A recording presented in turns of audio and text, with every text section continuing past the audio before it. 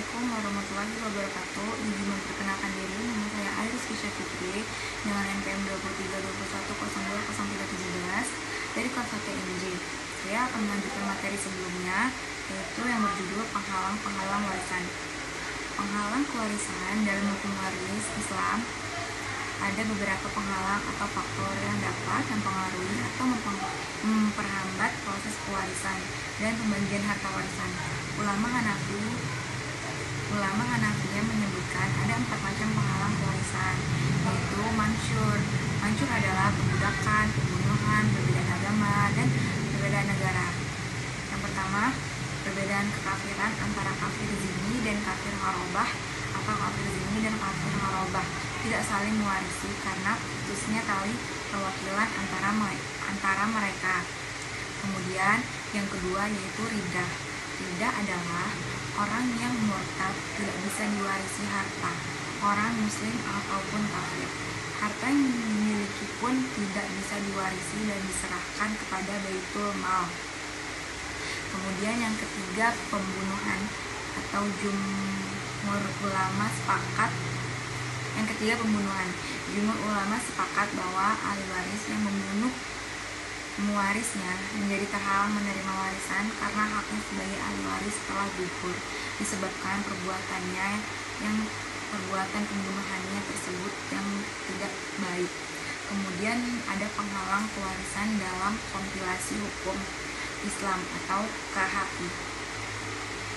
Kompilasi hukum Islam adalah suatu upaya untuk mengkodifikasikan dan mengatur hukum Islam dalam sebuah sistem hukum tertentu. Biasanya dalam konteks hukum, negara-negara dengan mayoritas penduduk muslim dalam perjalanan perkembangan hukum Islam di Indonesia. Kompilasi hukum Islam atau KHI lahir setelah eksistensi peradilan agama diakui dengan hadirnya Undang-Undang Nomor 7 Tahun 1989 tentang peradilan agama. KHI adalah kitab himpunan atau rangkaian kitab fikih serta bahan-bahan lainnya yang merupakan hukum material dalam menyelesaikan masalah perkawinan, warisan, dan juga perwakafan. Kemudian ada dasar hukum pelaksanaan pembagian warisan menurut kompilasi hukum Islam atau KHI, yaitu terdapat dalam pasal 171 sampai dengan 193 KHI, antara lain A. Pembunuhan.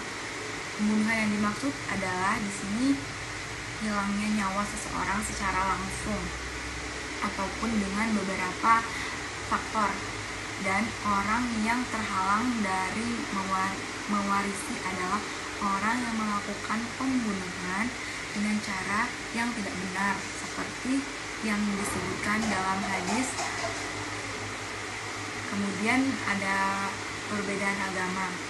Masuk dari penghalang waris yang telah disepakati oleh ulama adalah perbedaan agama, yang mana agama dari seseorang yang mewarisi berbeda dengan agama yang diwarisi, seperti salah satu di antara mereka adalah seorang muslim, sedangkan yang lainnya adalah seorang kafir, atau salah di antaranya Yahudi dan yang lainnya adalah Nasrani.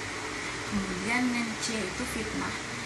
Sebelumnya belum ada salah satu dari 4 mazhab ulama fikih yang menjadikan fitnah sebagai penghalang waris, karena belum disebutkan dalam Al-Quran maupun Sunnah bahwa fitnah menjadi salah satu di antara penghalang waris lainnya, dan belum ada juga ulama yang menetapkan fitnah sebagai penghalang waris.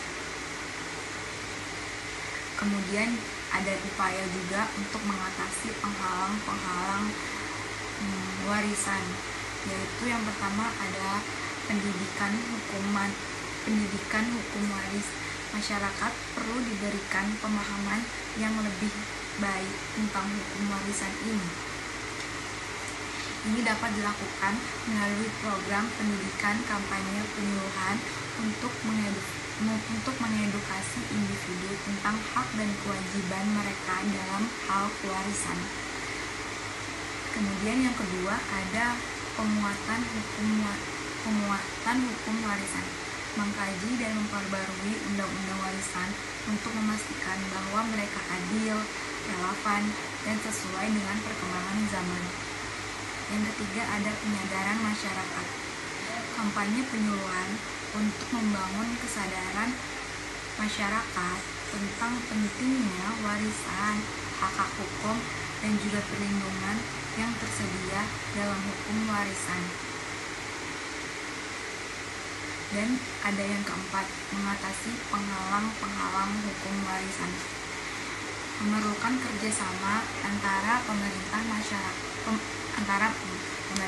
masyarakat sipil, organisasi non-pemerintah, dan sektor swasta.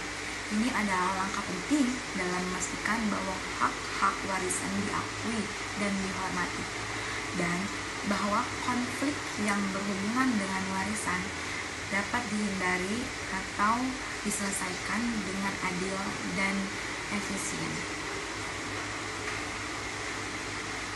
Yang kelima ada perlindungan hukum bagi kelompok rentan. Itu memastikan bahwa kelompok rentan seperti perempuan, anak-anak, dan orang tua tunggal memiliki perlindungan